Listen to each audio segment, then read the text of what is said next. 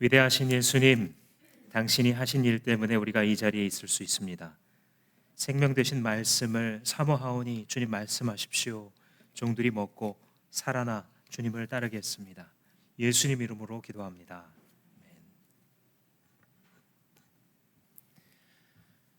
한 성도님의 집에 방문했던 적이 있습니다. 집에 들어갈 때부터 눈에 띄는 진열장이 하나 있는데 거기에는 여러 가지 그릇들이 진열되어 있었습니다. 저런 그릇들은 도대체 어디서 살 수 있을까 싶을 만큼 형형색색의 그리고 고풍스러운 아름다운 접시며 컵이며 주발 같은 것들이 그 안에 있었고, 심지어는 느낌인지 모르겠으나 그 집 거실의 조명도 그 진열장을 비출 수 있도록 그렇게 만들어졌나 하는 착각을 했습니다. 그래서 궁금해져서 식사를 하다가 이 성도님께 물어봤습니다. 성도님, 그런데 저 그릇은 언제 쓰나요? 물어봤습니다. 그러니까 웃으면서 대답을 해줬습니다. 저거는 아주 귀한 손님이 왔을 때 쓰는 거예요 라고 대답을 했는데, 저는 그 대접을 쓰지 않고 밥을 먹고 있었습니다. 그래서 더더욱 궁금해졌습니다. 도대체 누가 오면 저 그릇을 쓸까? 대통령 정도가 오면 쓸래나 하는 생각을 하면서 궁금해하다가 그만 그 집을 나온 적이 있습니다. 저는 이것이 많은 사람들의 인생이라고 생각합니다. 자기 인생을 아껴 놓습니다. 건강도 관리해야 되고 노후도 관리해 놓아야 됩니다. 너무 무리를 해서도 안 되고, 또 우리 자녀들을 생각했을 때 이 자녀들이 자기의 날개를 잘 펼 수 있도록 멍석도 깔아줘야 되고, 아끼고 아껴서 자기의 인생을 고이 모셔놓고 있는데, 과연 그 인생은 어디에 쓰나? 과연 그 인생을 그렇게 아낀 만큼 쓸 가치가 있는 곳은 과연 어디일까? 어쩌면 사람들이 궁금해하고 스스로도 잘 알지 못할, 그래, 이렇게 건강하게 관리하고 이렇게 좋은 것을 먹고 이렇게 기분을 좋게 만든 이 인생을 가지고 어디에 쓸까 스스로도 알지 못하는 그런 삶을 살아가고 있는 것 같습니다. 하나님은 인간을 지으실 때 쓰임이 있게 하셨습니다. 그 쓰임은 매우 영광스럽습니다. 우리가 세상에서 보고 감탄에 맞지 않는 강과 바다와 꽃과 하늘과 또 천체의 움직임들, 이런 것들의 쓰임보다도 너희들의 쓰임이 훨씬 귀하다, 주님은 말씀해 주십니다. 우리가 예수 그리스도를 만나기 전에는 그 쓰임이 무엇인지 알지 못합니다. 내 인생에 가치가 있다고요? 내 인생이 아주 의미 있는 일에 쓰여진다고요? 우리는 질문하고 답을 얻지 못합니다. 그런데 오늘 우리가 읽은 이 로마서 12장에서는 우리가 예수의 피로 구원받아서 새로운 피조물이 되었을 때에 하나님이 우리를 쓰고자 하신다라는 사실을 가르쳐 줍니다. 그리고 특징적으로는 하나님이 우리를 쓰시고자 하시는 그것은 공동체 속에서다라고 하는 굉장히 중요한 진리를 가르쳐 주고 있습니다. 하나님이 우리를 쓰실 때 예수께서 피로 사신 모든 구원받은 자들과 함께 이루어 가시는 교회가 있는데, 바로 그 교회 공동체 문맥에서 우리를 사용하고자 하신다라는 진리를 우리 여러분들과 함께 살펴보려고 합니다. 12장을 우리가 3절부터 읽었습니다만 그 앞에 문맥을 우리가 지금까지 거의 이제 2달 가까이 로마서를 우리가 함께 살펴보고 있죠. 1장에서 7장까지는 인간의 비참한 상태를 다루었습니다. 하나님을 자기 마음에 두기 싫어한다. 그래서 하나님이 그들 마음대로 하도록 내버려 두었더니 그들이 온갖 악독과 사기와 교만과 추함과 더러움과 부패와 무정함과 무자비함과 배약하는, 약속을 어기고 배신하는 이런 모든 비참함 가운데 하나님께서 너희 마음대로 살려면 그렇게 해봐라 하고 내버려 두었다라고 가르쳐주고 있습니다. 그런데 우리는 자기만 죄를 지을 뿐만 아니라, 자기만 타락할 뿐만 아니라 다른 죄를 짓는 사람들이 옳다고 서로 합리화해주는 그런 함정에 빠져 있다라고 로마서 1장이 얘기했고, 그 삶을 부수고 하나님의 세계가 들어갈 수 있는 복음, 그것이 유일한 통로가 예수 그리스도의 십자가와 부활의 복음이기 때문에 나는 복음을 부끄러워하지 않는다. 사람들이 생각할 때는 사람이 죽었다가 다시 살아난다는 게 말이 다 되느냐, 어떻게 30세 목수의 아들이 하나님의 아들일 수가 있느냐, 이 복음을 듣고 굉장히 거친 스토리라고 생각을 했습니다. 특히 당시 그레코-로마 시대에는 오늘날 현대의 작가들도 늘 참고할 만큼 세련되고 정교한 그리스 로마 신화가 있는 시대이기 때문에 기승전결이 확실하고 뭔가 이유가 부여되어 있는 그러한 글들과 비교했을 때, 또 당시에 그리스 철학자들이 보여줬었던 여러 가지 사유의 깊이를 생각했을 때, 하나님의 아들이 이 땅에 내려오셔서 나무에 매달려 죽으시고 부활하심으로 우리의 죄를 용서했다라고 하는 이 복음의 기본적인 맥락이 사람들에게는 굉장히 거칠고 무식하다라고 여겨졌던 것입니다. 그런데 사도 바울은 사람들이 부끄럽다라고 생각하는, 거칠다고 생각하는 그 복음이야말로 우리를 살릴 수 있는 유일한 메시지이기 때문에 나는 우리에게 구원을 가져다 주신 하나님의 능력인 이 복음을 부끄러워하지 않는다라고 시작을 하죠. 그래서 1장에서 시작을 해서 7장까지 인간의 비참의 상태에 대해서 쭉 얘기하면서 나중에는 오호라, 이 사망의 몸에서, 이 죽음의 인생에서 누가 나를 건져줄 수 있으랴 하고 탄식을 하죠. 그리고서 이제 8장을 넘어가면서 인간의 비참한 상태가 그리스도 안에서 어떻게 바뀌는지를 쭉 설명합니다. 그 중에 이제 8장이 그 회전 축과 같이 방향을 전혀 달리하게 해주는 장이기 때문에 우리가 한 달을 묵상했죠. 거기에 따르자면 8장 1절을 시작할 때, 그러므로 이제 예수 그리스도 안에 있는 생명의 성령의 법이 너희들을 죄와 사망의 법에서 해방하였다. 너희들은 다시는 결코 정죄함이 없다. 이런 얘기를 합니다. 왜냐하면 우리가 하나님의 원수로서 행하고 있을 때에 그리스도께서 자신의 피를 뿌려 우리를 정결케 하셨기 때문에 이제는 그 세상의 어떤 존재도 나 스스로를 죄인이다라고 정죄할 수 없는 존재로 만드셨다는 겁니다. 이거는 너무나 놀라운 이야기여서 사실 우리가 예수를 믿고 난 다음에도 이 복음의 내용을 쉽게 납득하지 못하는 경우가 있습니다. 아니, 내가 어떻게 더 이상 정죄를 받지 않는 사람이 될까? 그것을 일컬어서 우리는 하나님의 간주해 주시는 은혜다라고 그랬죠. 우리가 로마서 5장에 보면 우리가 아직 연약할 때에 그리스도께서 우리를 위하여 죽으심으로, 기약대로 우리를 위해서 죽으심으로 하나님께서 우리를 향하신 하나님의 사랑을 확증해 놓으셨다, 이런 말을 합니다. 우리가 아직 연약할 때라고 말하는 것은 하나님의 원수요 죄인으로서 행할 때를 이야기합니다. 즉 최악의 때죠. 아니, 자기를 낳아준 부모만 모른 척해도 그걸 폐륜아라고 부르는데, 하물며 우리를 지으신 창조주를 모르고 살아가고 있었던 그 죄인, 하나님의 원수, 연약함이라고 로마서 5장이 표현하는 그때에 그리스도께서 죽으셨으니 그때는 인간에게 있어서는 최악의 때죠.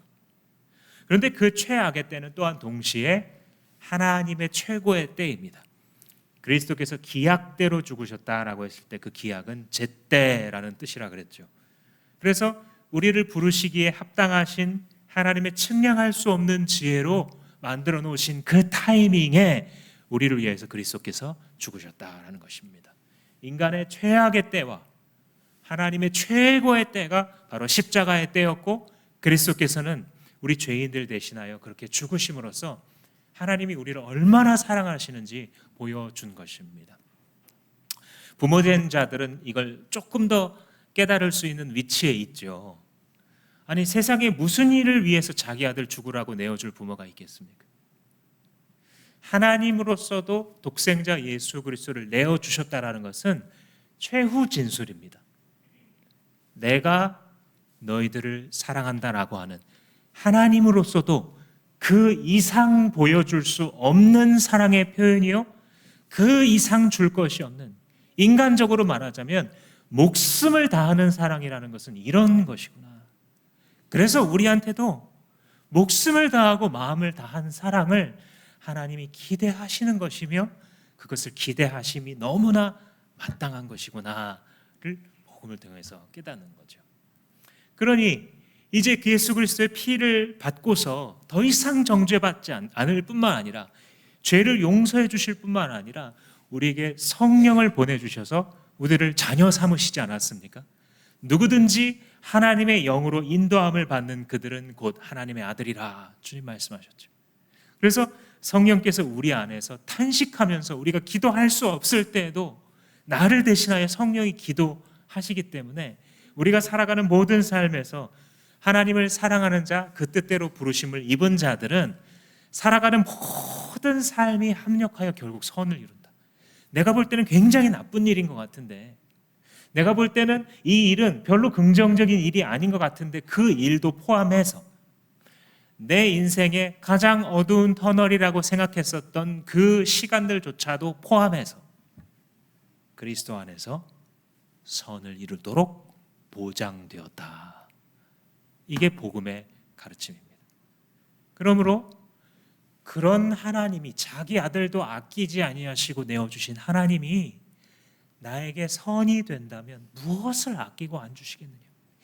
만일 이 하나님이 내 편이시라고 한다면 세상에 누가 나를 대적할 수가 있겠는가? 이 하나님의 사랑에서 천사도, 하늘의 공중 권세 잡은 악마들도, 현재도 미래도 과거도, 높음이나 깊음이나 어떤 피조물도 그리스도 안에 있는 이 하나님의 사랑에서 나를 끊을 자가 없다 하고 영광스럽게 외친 것이 바로 로마서 8장이었습니다. 한마디로 하자면 비참했던 우리를 그리스도 예수 안에서 영광스러운 하나님의 상속자로, 아들, 딸로 삼아주셨다라는 것을 8장에서 선언한 다음 그 다음 12장으로 연결된다 그랬죠. 왜냐하면 그 사이에 있는 9장, 10장, 11장은 자기도 유대인인 사도 바울이 왜 이렇게 유대인들은 예수님을 거부하고 주님의 복음을 받아들이지 못하는가에 대한 묵상이죠. 아, 그렇구나. 원래 하나님의 백성이었던 이스라엘이 잠시 예수 그리스도를 받아들이지 않고 떨어져 있는 동안 이방인들이 충만한 수가 예수 그리스도께 들어올 수 있도록 마련하신 하나님의 지혜이구나. 그래서 우리 이방인들이 이제 하나님의 백성으로 접붙이신 바가 되어서 하나님 나라가 상속할 그런 기회를 주셨다. 그러니 하나님의 지혜가 얼마나 측량할 수 없이 높으신가를 찬양하는 게 9장, 10장, 11장의 내용이었습니다. 그러니까 사실은 이 내용이 빠져도 8장과 12장은 그냥 연결되는 거예요.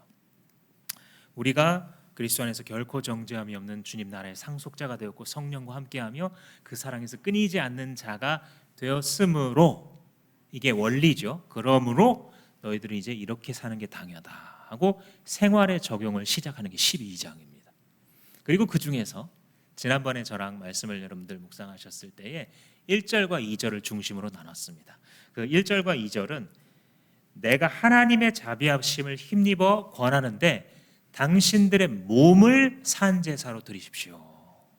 이게 원리라 그랬죠. 왜냐하면 우리를 그리스도의 피로 이제 속량하여 주셔서 주님의 아들, 딸, 주님의 사람으로 만들어 주셨잖아요. 그러니까 이제 다시는 나를 위해서 사는 게 아니고 내 욕심을 위해서 사는 게 아니라는 거예요. 이렇게 큰 사랑을 받았기 때문에 이제 내 인생의 목적은 하나님을 기쁘시게 하는 거고 그것을 일컬어서 산제사다라 그랬습니다. 내가 깨끗하게 만들고 공중도덕도 잘 지키고 좋은 부모가 되어주고 좋은 직장인이 되었을 때 그걸 바치라는 뜻이 아니고, 그건 애초에 우리에게 불가능한 것이고, 우리가 부족한 나이지만 하나님께 드리고자 할 때에 하나님께서 그 삶을 살려주시는 그런 원리다라고 하는 것까지 여러분들과 나눴었습니다. 그래서 삶에 합당한 예배, 이 세상을 본받지 않고 하나님 기뻐하실 만한 산 제사를 드리라 했는데 그 적용이 그럼 뭐냐 하고 이제 하나씩 적용하는 겁니다. 12장에서 두 가지, 또 13장, 14장 하나씩 적용하면서 가는데 놀랍게도 첫 번째 적용이 교회 공동체예요. 너희들이 이제 어떤 것에도 매이지 않는 그리스도 안에서 해방된 자유인이 되었는데 그 신분을 첫 번째 어디에 적용해야 되냐면 예수 그리스도의 몸된 공동체에 적용해야 된다, 이렇게 가르칩니다. 이게 굉장히 인상적인 장면이에요. 신자가 더 이상 정죄받지 않는 놀라운 정체성을 가지게 됐는데, 첫 번째가 어디서 출발을 하느냐? 우리가 이렇게 함께 모여 있는 지역 교회에서, 교회 공동체에서 적용되는 것입니다. 그리고 13장에 가면은 인간관계, 12장의 끝 부분에 가면 인간관계를 다루고 13장에 가면 사회생활을 다루는 식으로 쭉 가는데, 우리의 삶의 여러 영역 중에서 첫 번째 공동체가 무엇인가, 이거를 다루는 것이죠. 여러분, 교회가 뭡니까? 우리가 생명의 삶 하면 한 중간쯤부터 이제 나오기 시작하죠. 교회라는 게 무엇이냐? 교회란 게 만약에 십자가가 달려 있고 이렇게 예배드릴 수 있는 예배드리는 사람들이 앉을 공간이 있는 그 건물을 교회라고 부른다면, 저기 북한의 지하에서 2명, 3명이 겨우 모여서 노래를 부르면 바깥에 멀리 퍼질까봐 멜로디도 없이 찬양의 가사로 조물조물 말하고 있는 그 2-3사람의 모임을 교회라고 부르지 않겠죠. 교회 정의가 십자가 달린 건물이라고 한다면, 그렇죠? 그런데 성경의 정의에 따르자면 북한의 그 지하 교회는 하나님 앞에 유명한 교회죠.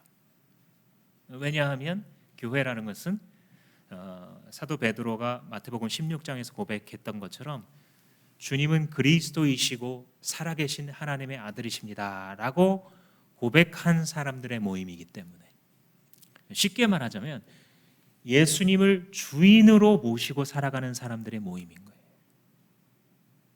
그가 하나님의 아들이신데 우리의 구원자가 되시기 위하여 죽으시고 부활하셨기 때문에 당신이 핏값으로 산 나는 당연히 주님 겁니다. 내 인생은, 내 목숨은 당연히 당신의 소유입니다 라고 예수를 주로 고백하는 자들의 모임, 그것이 교회이기 때문에, 비록 거기에 십자가 하나 없어도 화려한 어떤 노래를 부르지 못한다고 할지라도 주님의 보실 때에는 세상의 어떤 교회보다도 아름답고 유명한 교회인 것이죠. 그 교회가 북한에 있건 중국에 있건 한국에 있건 상관없이 예수 그리스도를 주로 고백하는 사람들이 모여 있으면 바로 그것이 교회이다라는 거죠. 왜 함께 모일까요? 예수를 주로 고백하는 사람들은 왜 함께 모여야만 합니까? 그것은 그들에게 주어진 새 생명 때문입니다. 인간들은요, 끝없이 외로워하면서도 끝없이 홀로 되려는 모순된 속성을 갖고 있어요. 그래서 누군가랑 같은 집에 사는 것조차도 싫어져서 결국 혼자가 돼요. 그런데 너무너무 외로워지죠. 현대 사회가 끝없이 연결되어 있는데 그 어느 시대보다도 더 큰 외로움과 우울감을 느끼는 시대가 지금 아닙니까? 아무도 내 마음을 위로해 줄 사람이 이 세상에 없는 거죠. 그게 인간이에요. 붙으면 찔려서 싫다 그러고 떨어지면은 춥다고 외로워하는 그런 모순된 존재가 인간인데, 새 생명은 달라요. 새 생명은 그 속성상 가족 공동체를 지향하게 되어 있습니다. 하나님께서 잃어버렸던 창조시에 타락하지 않은 그 상태, 하나님을 창조주요 아버지로 모시고 그 안에서 기쁨과 사랑이 넘쳤던 가족 공동체, 성부 성자 성령 하나님이 영원토록 서로 사랑하시는 그 공동체의 모델로서 하나님의 형상으로 지어진 인간의 사회가, 부부와 가정과 사회가 그 삼위 하나님의 공동체성을 그대로 닮아서 그 안에 서로 깊이 영원히 사랑하는 그러한 사회가 이루어질 때까지 인간은 외로운 거예요.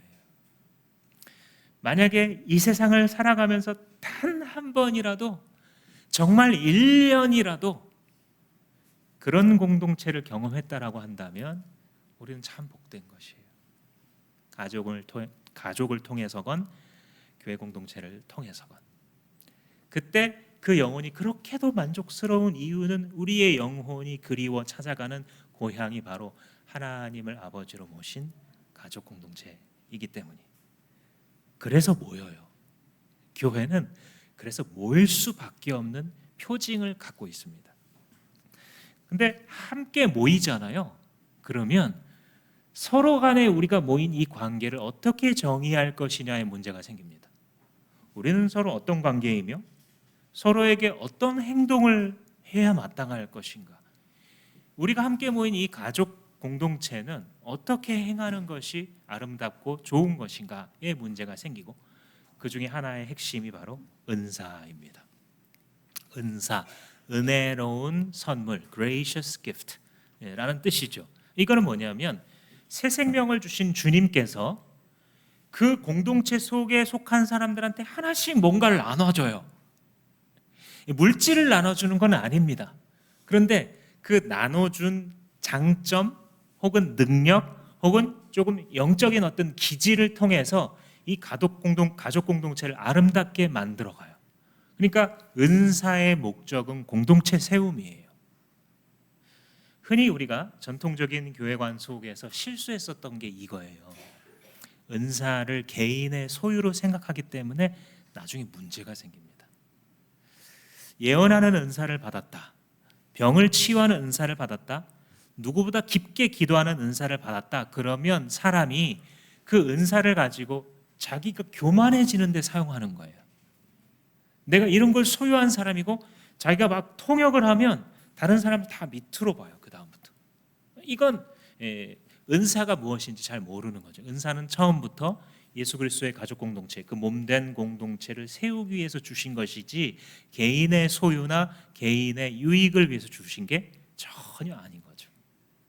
그래서 이 은사 문제에 대해서 다루고 있는데, 여러분들 오늘 어조를 보시면 당시 이게 초대교회잖아요. 로마에 있는 이 초대교회들인데 이 은사에 대한 문제가 교회 안에 있었을까요? 없었을까요?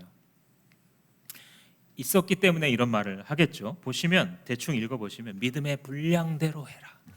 그 분수를 넘어서지 말고 맞게 생각해라. 내가 마땅히 품어야 할 이상의 생각을 자꾸 품지 말아라.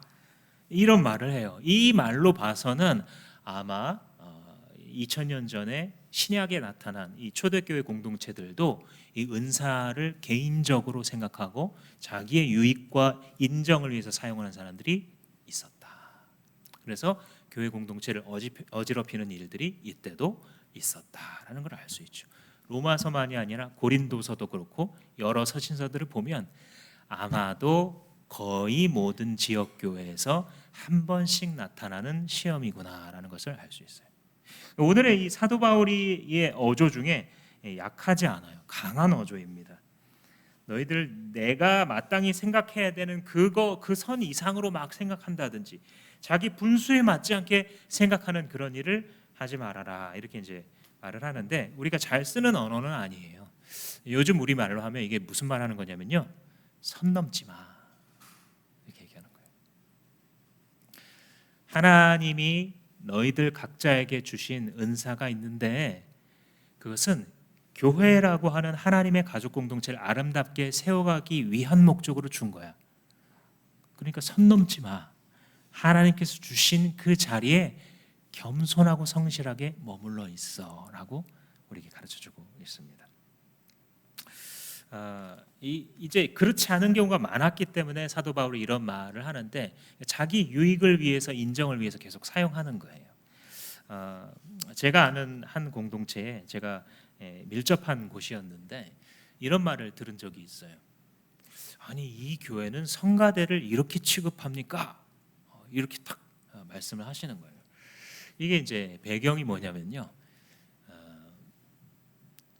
이전에 그 교회에서 성가대는 굉장히 힘이 센 집단이에요.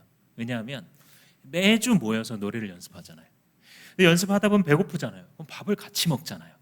매주 연습하고 매주 밥 먹고 매주 까르르 하기도 하고 또 성가대 단합대회도 가기도 해요. 그래서 굉장히 끈끈하고 그 안에서 굉장히 좋아요 또.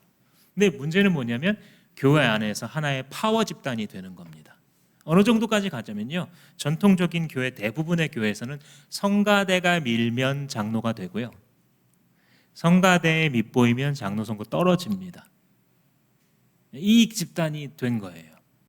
그런데 이제 그 교회에서 예배가 여러 개가 있다가 그 두 개를 합친 거예요. 그러니까 성가대가 하나만 있으면 되잖아요. 성가대를 두 개로 합치는데 그건 그런다고 쳐도 지휘자가 두 명이잖아요. 그러니까 한 명이 사실상 뭐 번갈아 가면서 할 수 있겠지만 아무튼 이 위상이 약해지는 거죠. 그런 상황에서 지금 성가대를 이렇게 대한단 말입니까? 하는 말이었어요. 이게 뭐예요? 은사가 자기의 유익을 위해서 사용되고 있는 것이죠.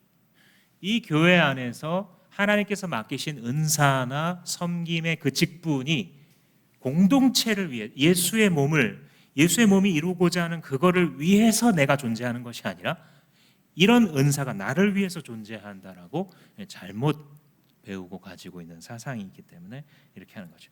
이렇게 되면 항상 다툼의 씨앗이 돼요. 은사를 자기의 유익을 위하고 자기의 지위를 위한 것이다라고 생각하는 사람은 항상 그 공동체에서 분쟁의 시발점이 됩니다. 하나님께서 참 우리에게 나눠주신 은사가 이렇게 된다는 걸 보면 아이러니해요. 참 모순적이에요. 왜냐하면 하나님의 성령이 교회 공동체를 세우기 위해 나눠준 게 은사인데 그 은사를 가지고 도리어 교회를 망가뜨린다. 역설이죠, 역설. 이건 뭘 보여주는 거냐면 인간의 부패한 정도를 말해주는 거예요.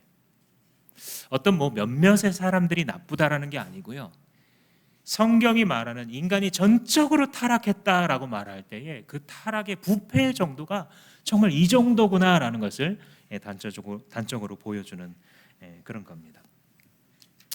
성경에서 말하는 그 죄의 정의 중에 하나가 죄는 불법이다라는 거였죠. 생명의 삶에서 성경이 말하는 죄의 정의 세 가지 중에 첫 번째로 등장합니다. lawlessness. 그러니까 무법이에요.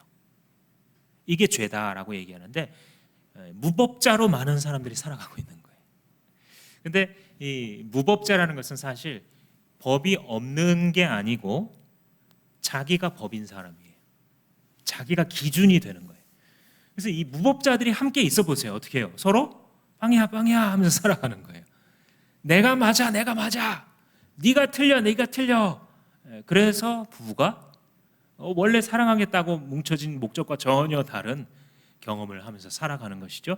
그래서 가족이 전혀 그 원래의 기대와는 다른 이 결과물을 내는. 그래서 교회 안에서 왜냐하면 내가 기준이니까요. 그렇죠?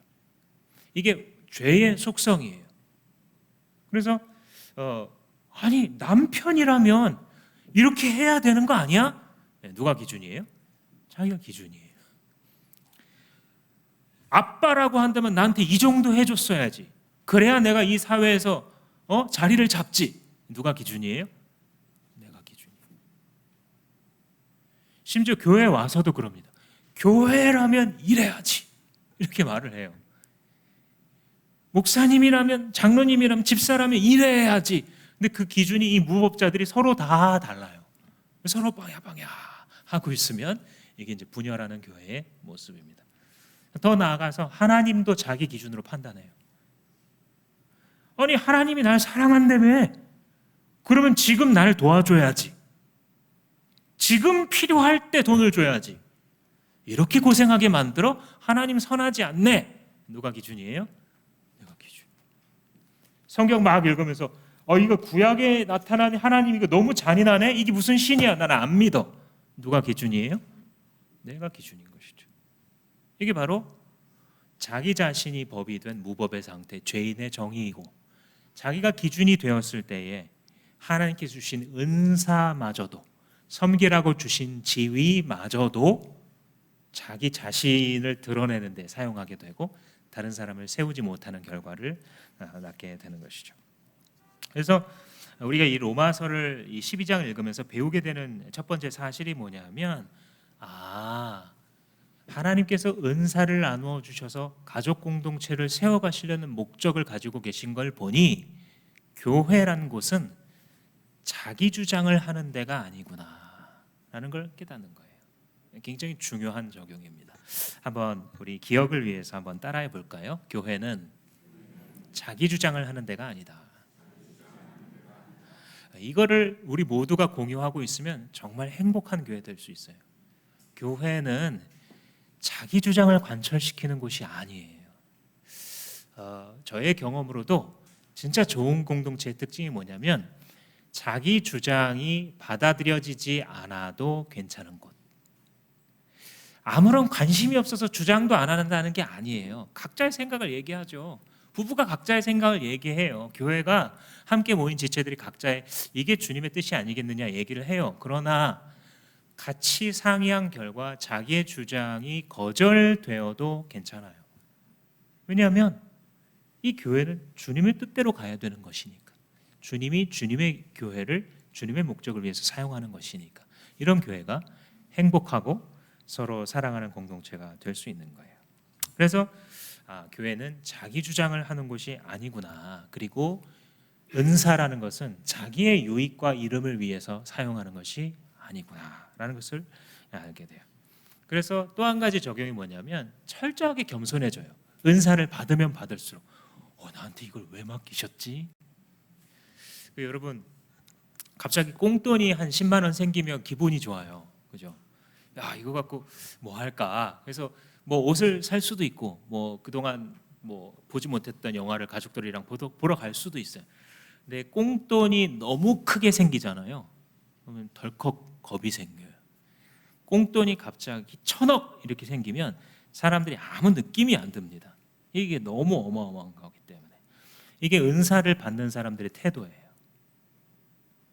하나님께서 내가 사역해 나가다가 기도했는데 자꾸 나아요, 사람이. 이건 하나님이 나눠주시는 은사 중에 하나입니다. 어떤 높고 낮음이 아니에요. 그 교회 공동체를 세워나가기 위해서 필요하니까 성령이 나눠주는 거예요. 근데 이런 일이 나타나면 은사를 제대로 받은 사람은 어때요? 두렵죠. 내가 뭐라고 이렇게 기도했는데 이런 일이 벌어지지? 그것만이 아니라 모든 은사와 하나님 주신 직분에 대해서 철저하게 자기 부인의 태도를 가져요. 이거 내가 하는 거 아닙니다. 자기가 찬양 불러놓고도 이거 하나님의 은혜로 하는 거라고 이런 말이 나올 수밖에 없어요. 그래서 철저한 자기 부인과 겸손으로 은사를 사용하는 것, 이거를 로마서 12장이 가르쳐 주고 있는 것입니다. 교회에서 자기가 조금 중요한 섬김을 하는 것 같다고 거들먹거리는 이것만큼 그러니까 못난 게 없는 거예요.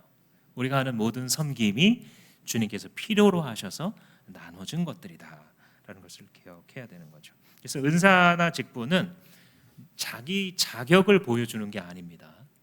자기의 능력과 상관 있는 게 전혀 아니에요. 주님의 목적과 상관이 있습니다. 5절 말씀을 보시면 이렇게 돼 있죠.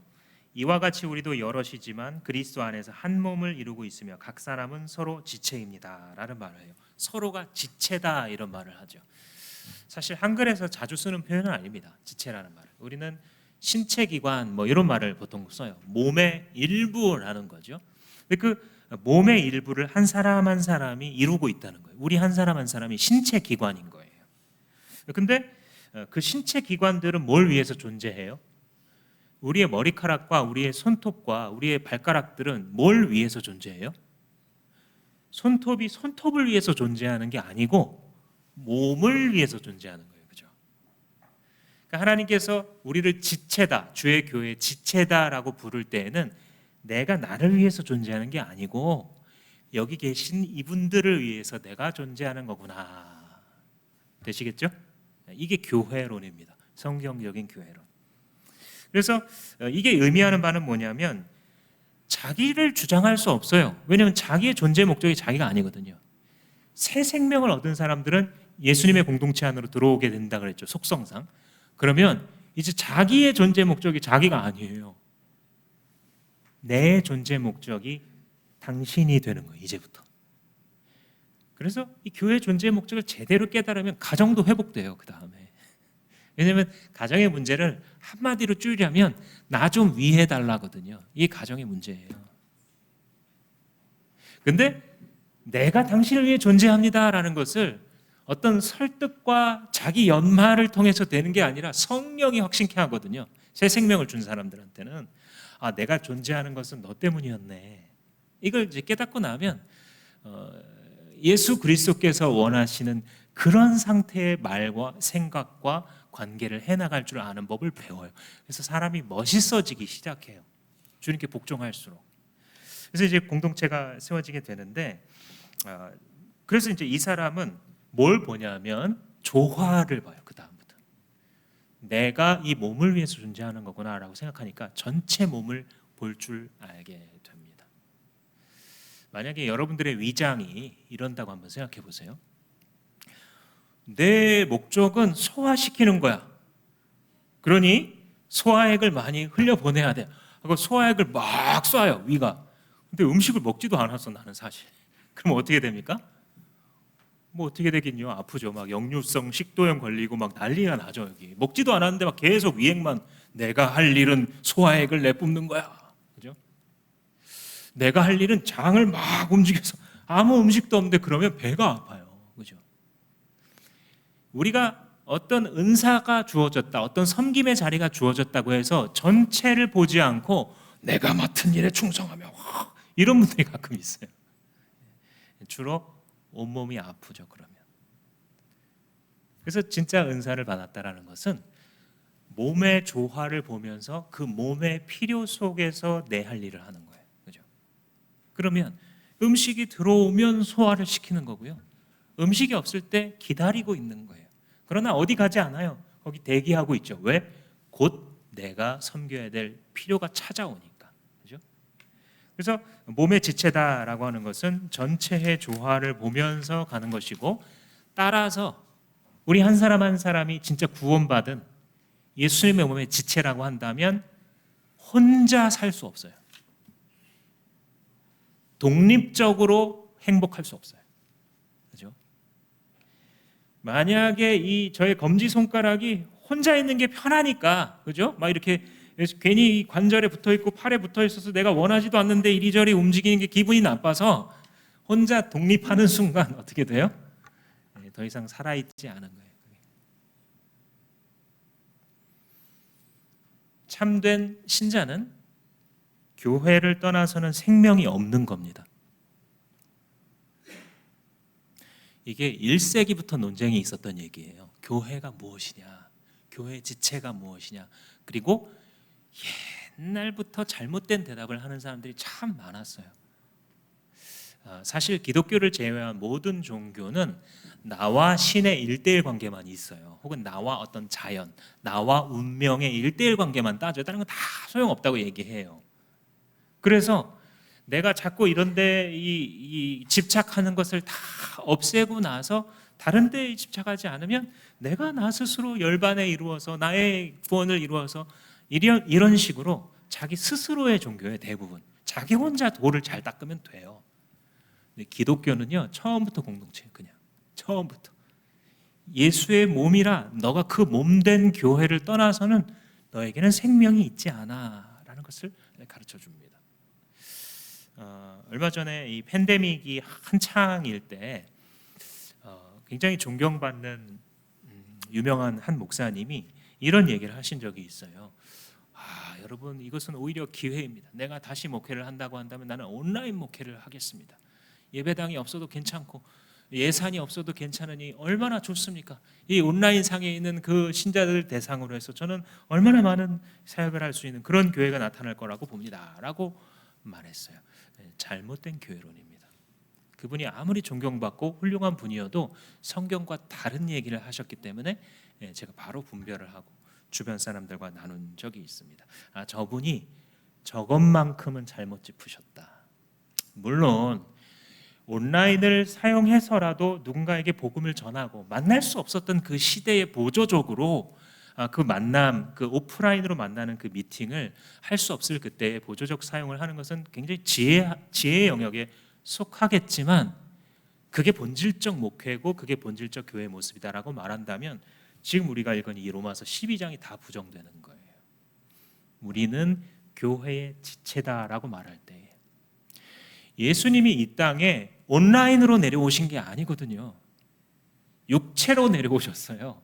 오프라인으로 내려오셨고 면대면으로 사람들을 보셨다고요. 면대면으로 보는 앞에서 고난을 당하시고 부활하신 거죠. 그래서 교회라고 하는 것은 우리가 지체되었기 때문에 이 사람을 떠나서는 내가 존재할 수 없는 그것이 바로 교회인 것을 기억하십시오. 교회라는 것은 그래서 은사가 굉장히 커 보이는 사람을 과대평가할 필요도 없고요. 은사가 겨우 조그맣게 보이는 사람을 과소평가할 필요도 없어요.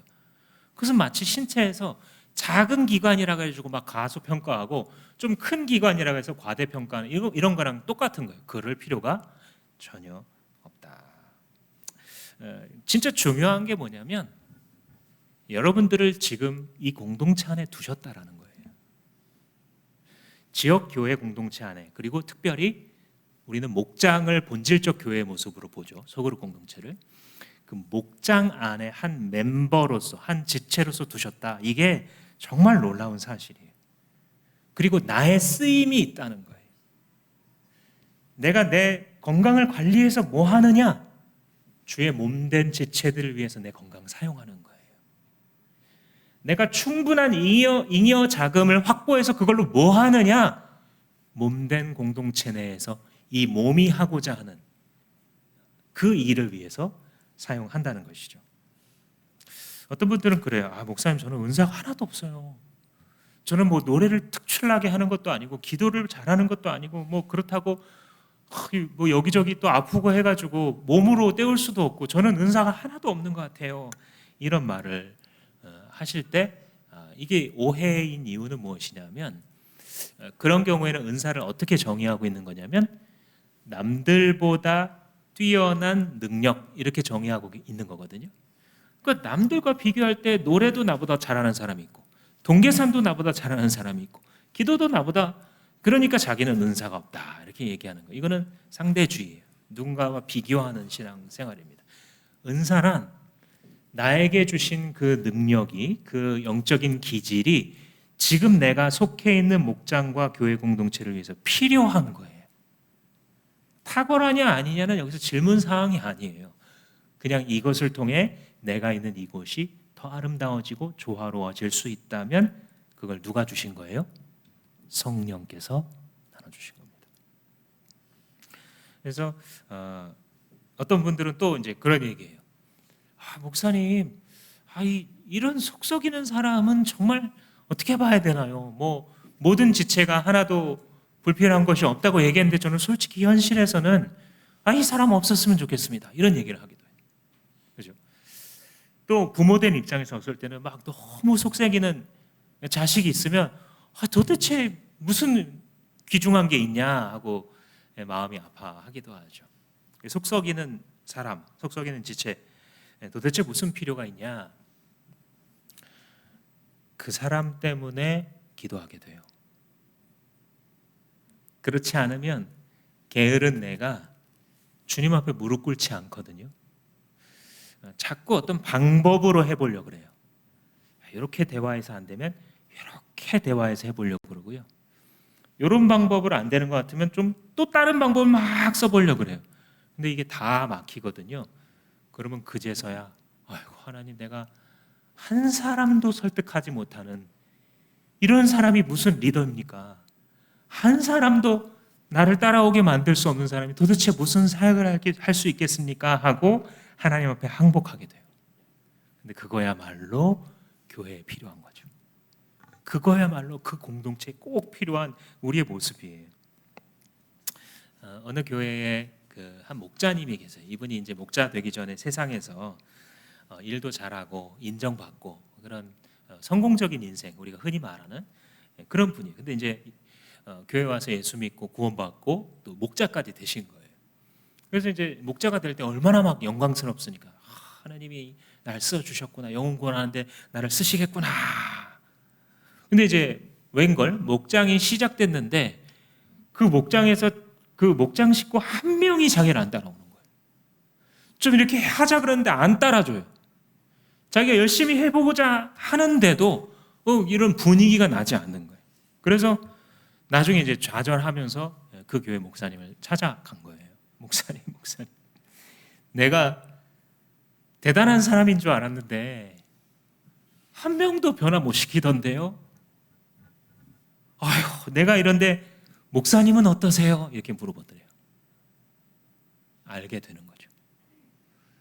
영혼을 사랑하고 그 영혼에 마치 빚진 자인 것처럼 그 사람을 케어하고 목양하는 사역이 무엇인지 진짜 깨달은 거죠. 그런데 그 속썩이는 사람 때문에 이 사람이 참 목자가 되어가는 거예요. 너희가 피곤하여 낙심치 않기 위하여 죄인들의 이같이 자기에게 거역한 일을 참으신 자를 생각하라.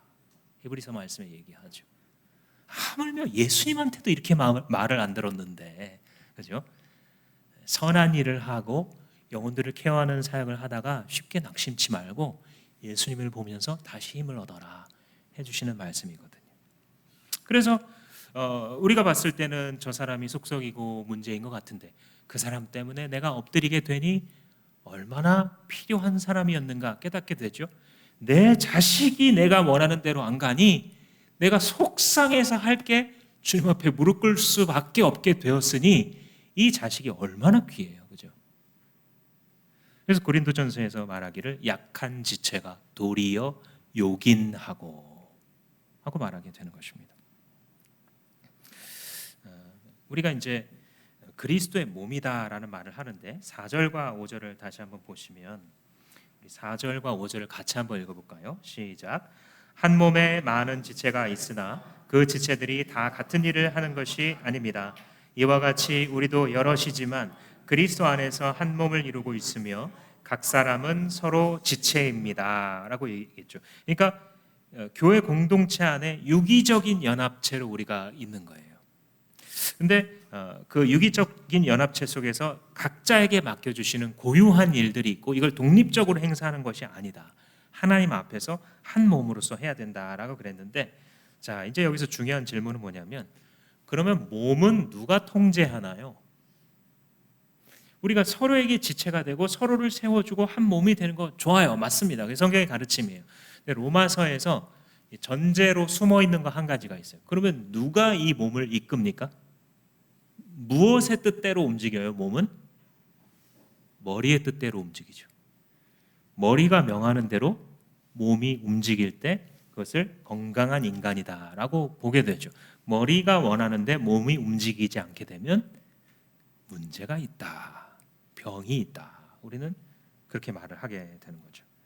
그래서 참된 교회를 몸이다라고 성경이 표현할 때는 머리가 있다. 그리고 그 머리는 예수 그리스도시다라고 설명하게 되는 거예요.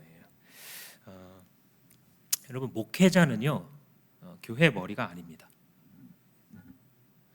그렇다고 그러면 다수인 성도들이 교회의 머리인 것도 아닙니다.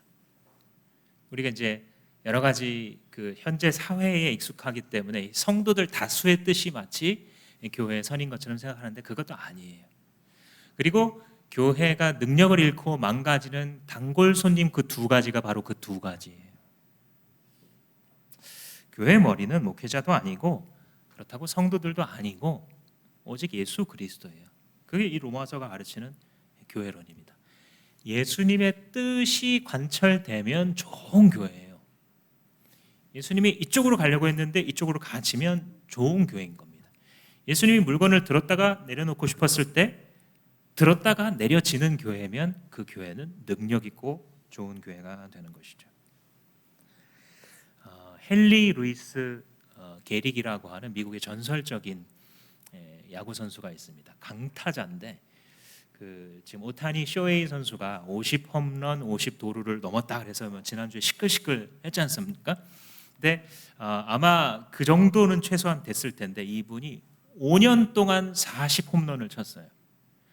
그리고 14년 동안 그 메이저리그 그 야구 경기를 단 한 경기도 결장한 적이 없어요. 야구를 조금 보신 분은 이게 얼마나 불가능에 가까울 정도의 일인가를 아실 텐데, 그래서 이 선수에게 붙여진 별명이 철마예요. 철마, 아이언 홀스예요. 저 사람은 도대체, 왜냐하면 이제 뭐 조금 손목 부상 그러면 이제 빠지거든요. 야구 보시면 알겠지만, 근데 14년 동안 한 번도 안 빠지는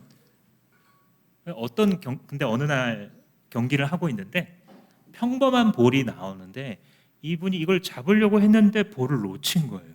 그래서 사람들이 이상하게 생각을 했죠. 그 다음에 이 뛰는 주루 플레이를 하는데 뛰다가 넘어지는 거예요, 이 선수가. 그래서 사람들이 이상하다. 이 강타자가 그 막 홈런왕을 3번, 4번씩 타점왕을 5번씩 한 이 사람이 치는데 계속 내야 땅볼만 나오는 거예요. 그래서 사람들이 이상하다, 이상하다 막. 근데 어느 날 이제 경기를 앞두면서 장내에 안내 방송이 울려 퍼집니다. 야구 팬 여러분, 14년 동안 이어져 왔던 2천 몇백 경기인가 그래요. 그 2천 몇백 경기의 기록이 이 헨리 루이스 게릭 선수의 이 기록이 오늘로써 마무리되었습니다. 그날 경기 안 나온다는 뜻이죠. 그리고 다시는 야구장으로 복귀하지 못했습니다. 근육 위축증이라고 하는 근육이 이렇게 쪼그라들어서 이 머리에서 명령을 내리는데도 움직이지 않는 그 병이 바로 이 선수의 이름을 따서 루이스에서 루자를 따서 루게릭 병이 된 것이죠. 그래서 이 병에 걸리게 되면 멀쩡하고 건장했던 사람들도 근육이 녹아내리는 것과 같기 때문에 원하는 대로 몸이 움직이지 않는 거죠.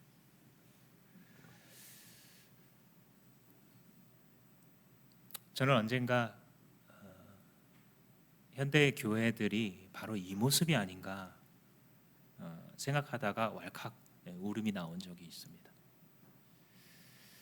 물론 우리가 예수님 뜻 안 따르는 교회다 이렇게 선전하는 교회는 아무데도 없거든요.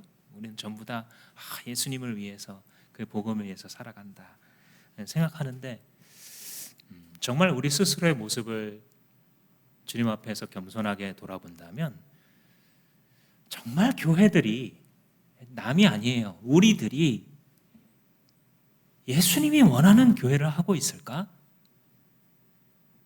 예수님이 원하는 그런 열매를 얻으면서 가고 있는 것일까?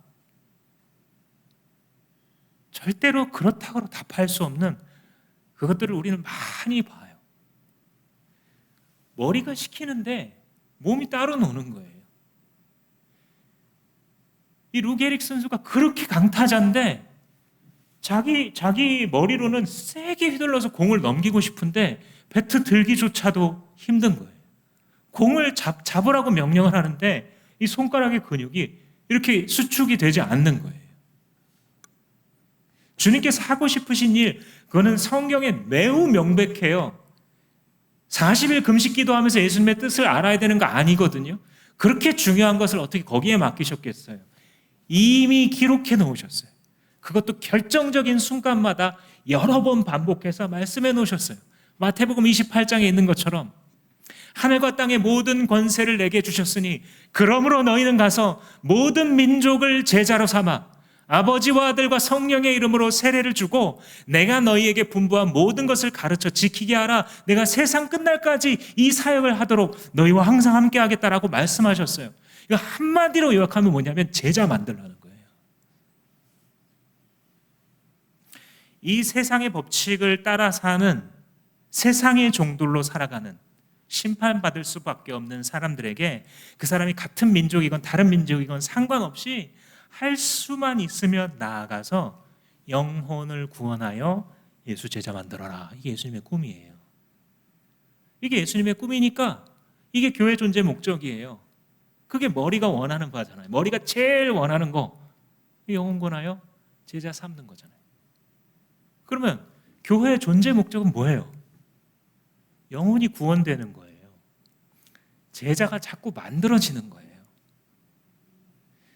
만약에 우리 교회가 주마음 교회가 예배가 너무 은혜스러워요.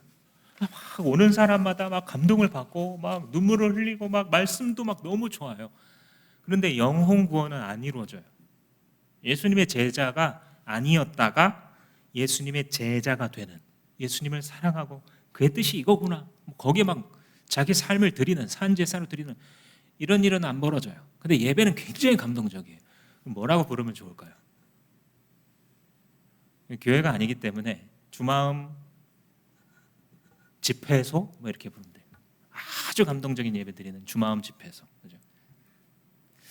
주마음 교회에서 VIP가 아무도 안 와요.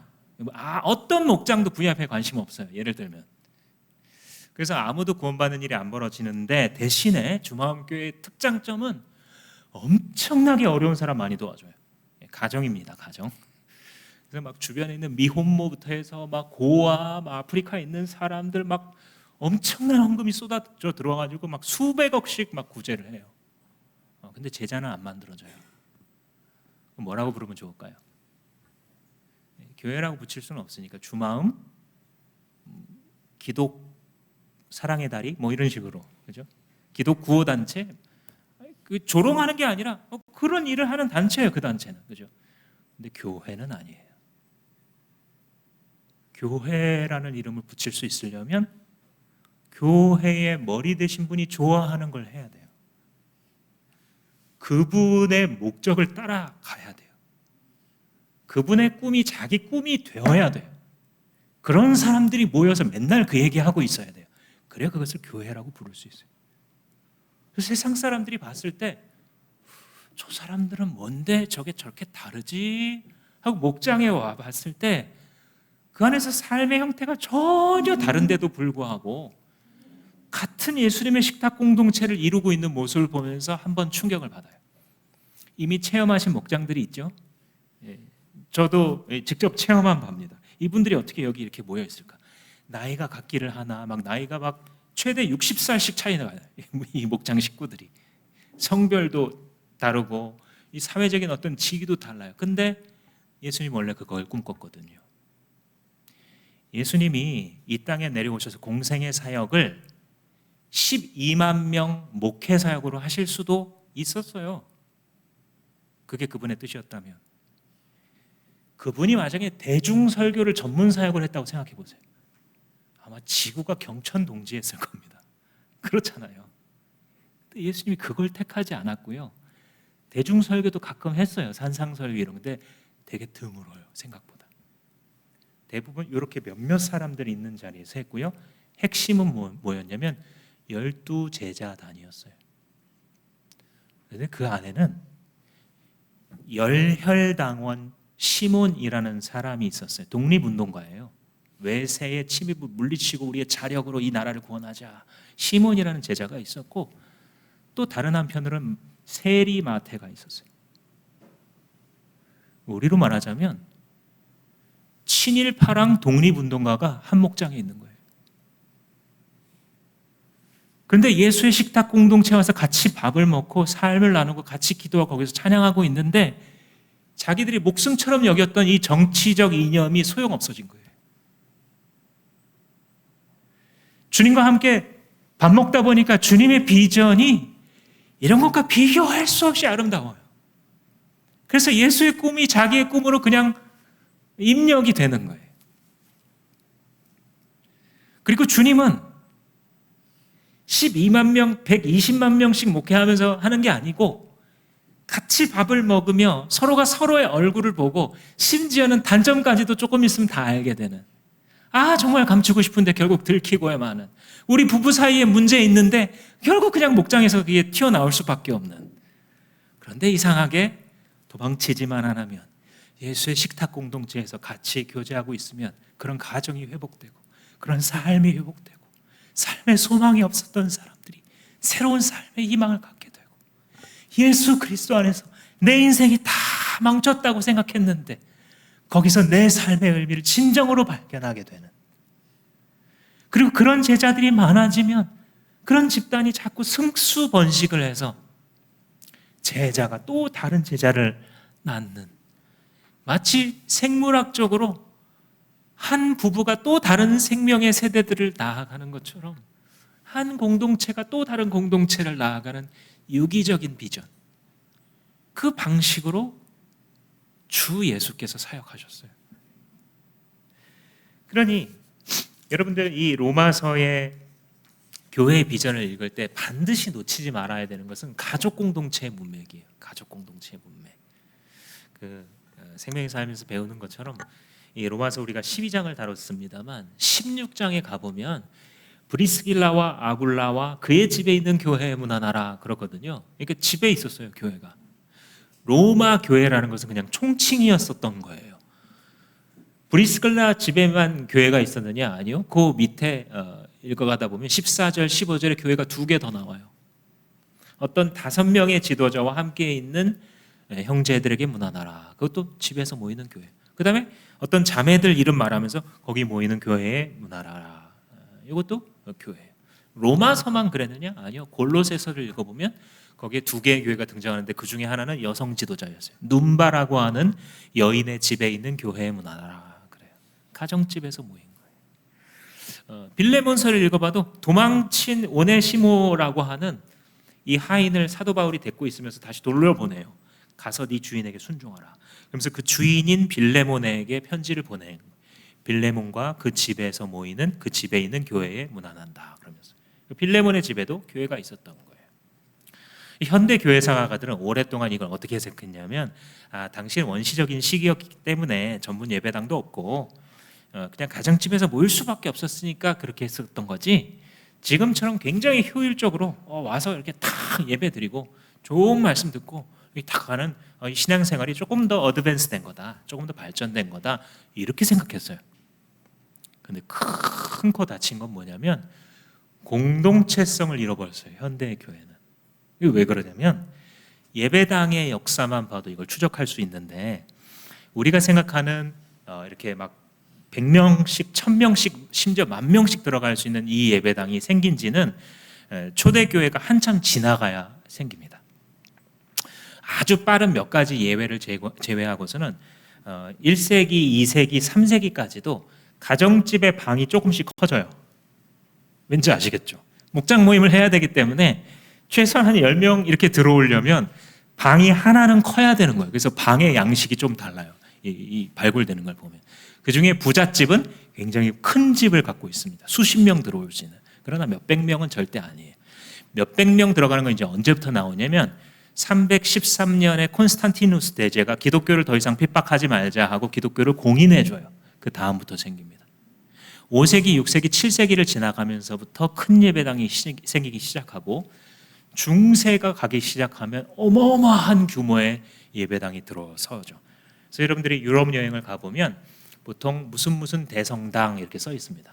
쾰른 대성당, 뭐 스페인의 무슨 바르셀로나의 무슨 대성당 이렇게 돼 있죠. cathedral 이렇게 이제 발음하는데 거기는 그 건물의 규모 자체가 이미 웅장해요. 딱 들어가는 순간 고도로 계산된 채광이 아름다운 스테인드 글라스를 통해서 쫙 들어오는데 그 빛이 진짜 하늘의 빛 같아요. 저도 이렇게 몇 군데를 들어가 봤는데 들어서는 순간 감동을 받고 막 눈물이 나와요. 하나님이 여기 계신가 보다 하는 눈물이 나와요. 공동체성을 웅장한 건물로 대체하고 있는 거예요. 현대 교회는 1시간이라는 시간 안에 사람들한테 하나님이 계신다라고 하는 종교 경험을 선사하기 위해서 기가 막히는 음향 시설과 전문 음악인들이 딱 들어오게 되어 있어요. 그리고 이 1시간에 모든 것이 맞춰지기 위해서 고도로 훈련된 이런 기술들의 중요성이 훨씬 더 올라갑니다. 사람들의 심금을 울리는 조명과 여러 요소들이 정말 중요해지기 시작해요. 왜요? 진짜 참된 공동체에서 아주 자연스럽고 유기적으로 느껴졌던 그 경험을 대체해 주기 위해서. 그때에는 그냥 우연인 줄 알았는데 예수님의 이름으로 같이 밥을 먹고 그 안에 삶을 나누고 힘들었던 거 막 같이 응원해주고 막 손 얹고 기도하고 아픈 사람 있으면 다 같이 몰려가가지고 신방하고 같이 기도하고 그러면서 느껴졌던 나는 외롭지 않구나. 나는 하나님의 가족이 되었구나. 우리가 예수님의 몸 맞네. 맞죠? 우리로 말하자면 목장 식구 한 명만 아파도 계속 기도하잖아요. 목장에서 카톡방에 계속 올라오잖아요. 이거 어떡하니 어쩌면 좋냐고. 거기 애기 벌써 입원해 3일째인데 지금 좀 괜찮냐고 자기가 다 속상하잖아요. 공동체성이 보장되어 있는 건축의 구조를 갖고 있었는데 중세와 현대에는 그 공동체성을 빼버렸기 때문에 예수의 몸된 교회라는 경험을 할 수 있는 공간이 없어요. 그러니까 어떻게 해야 돼요? 1시간 여기 나와서 앉아있을 때 감동을 시켜줘야 되는 것이죠. 건축으로, 음악으로, 조명으로 우리가 가지고 있는 여러 가지 스피치 기술을 통해서 사람들을 울고 울리는 경험을 짧은 시간 안에 해내야 되기 때문에 이 교회는 계속해서 그런 식으로 가게 돼 있는 것이죠.